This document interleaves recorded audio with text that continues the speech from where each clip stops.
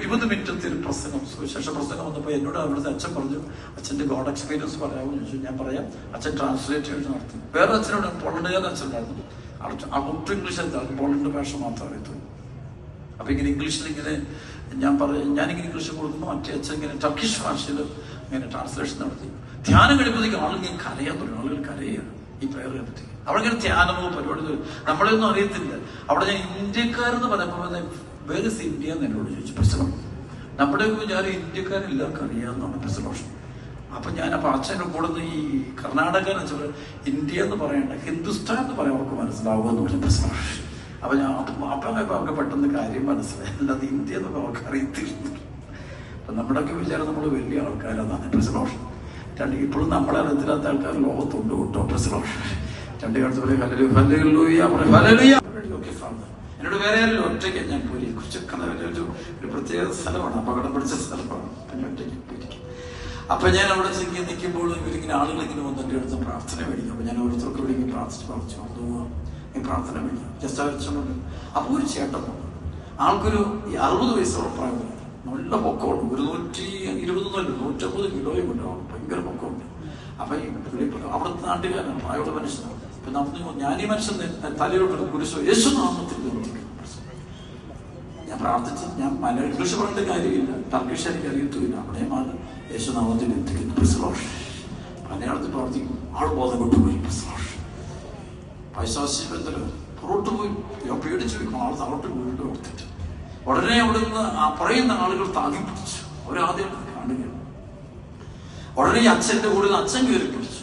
നല്ല വെയിറ്റ് ഉണ്ട് മനുഷ്യൻ. ആളിങ്ങനെ ഇവരുടെ കയ്യിൽ ഇങ്ങനെ ഒരു 10-30 സെക്കൻഡ് ഇങ്ങനെ ബോധം കിട്ടും. മറ്റേ ശ്രദ്ധിക്കും. ഞങ്ങൾ ഹോളി വാട്ടർ എടുത്തിട്ടുണ്ടായിരുന്നു. ഹോളി വാട്ടർ എടുത്തിട്ട് വന്നു. ഞാൻ നേരെ ഈ മനുഷ്യന്റെ ബോധത്തോട് തളിച്ചു, പ്രാർത്ഥിച്ചു. ഈശോ പറഞ്ഞാൽ സംഭവം കൃപ ഒടുങ്ങിയെന്ന് മനസ്സിലായി. കൃപ കിട്ടിയ മനസ്സിലായി. ഈശോയെ കിട്ടി. ആ മനുഷ്യൻ ഈശോയെ കിട്ടുക. അപ്പൊ ഉടനെ ഈ മനുഷ്യൻ മറ്റൊന്ന് ബോധത്തിൽ വിളിച്ചു. തെളിഞ്ഞ ഉടനെ പുള്ളിങ്ങനെ ശ്വാസം കൊടുത്തിങ്ങനെ വിളിക്കാം. അതിന് ആകെ ടെൻഷൻ എടുത്തു. അപ്പൊ തൊട്ടടുത്ത് അച്ഛനോട് അച്ഛൻ എന്താ സംഭവിച്ചു ചോദിക്കാൻ പറഞ്ഞു. ചോദിച്ചപ്പോൾ ആള് പറയാ, ഈ ആളുടെ തൊണ്ടയിൽ 4 ക്യാൻസർ ട്യൂമറുണ്ട്. 4 ട്യൂമർ തൊണ്ടയ്ക്കുണ്ട്. ഇദ്ദേഹം പറഞ്ഞിരുന്നത്, അപ്പൊ അത് പറയാണ് 2 ദിവസം കഴിഞ്ഞു. അതായത് ഈ സംഭവം ഒരു സൺഡേ ഉണ്ട്, ഞായറാഴ്ച ദിവസം. 2 ദിവസം കഴിഞ്ഞ് ചൊവ്വാഴ്ച ദിവസം ഈ മനുഷ്യന്റെ ഈ ഹോസ്പിറ്റലിൽ ചെല്ലണം. എന്നിട്ട് ഈ ഒരു മേജർ ഓപ്പറേഷനോട് 4 ട്യൂമർ എടുത്ത് മാറ്റണം. എന്നിട്ട് ആൾ കീമോ എടുക്കണം. ഇങ്ങനെ ഡോക്ടർ ഡിസിഷൻ കൊടുത്തിട്ടുള്ള കാര്യമാണ്. അപ്പൊ അതിന് 2 ദിവസം മുമ്പാണ് ഇദ്ദേഹം പ്രാർത്ഥന മേടിക്കാൻ വേണ്ടിയാണ്.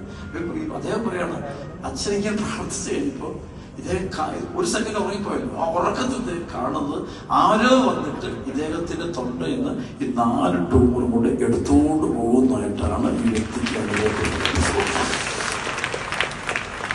ഈ വ്യക്തി നെറ്റിയൊക്കെ നോക്കിയപ്പോ ട്യൂമറില്ല. ചുമച്ചു നോക്കി, വേദനയില്ല, ഒന്നും. ആളും പേടിച്ച് കരയാൻ തുടങ്ങി. നോക്കിയപ്പോ സംഭവം ഇല്ല. ഞാൻ ഓർക്കാറുണ്ട്, ധ്യാനം നടന്നിട്ടില്ല. ആകെ 20 മിനിറ്റിന്റെ വചനമേ കൊടുത്തുള്ളൂ. ആകെ ഒരു 1.5 മണിക്കൂറിന്റെ കുർബാന മാത്രമാണ്. ഈ കുർബാനയുടെ മധ്യത്തിലാണ്.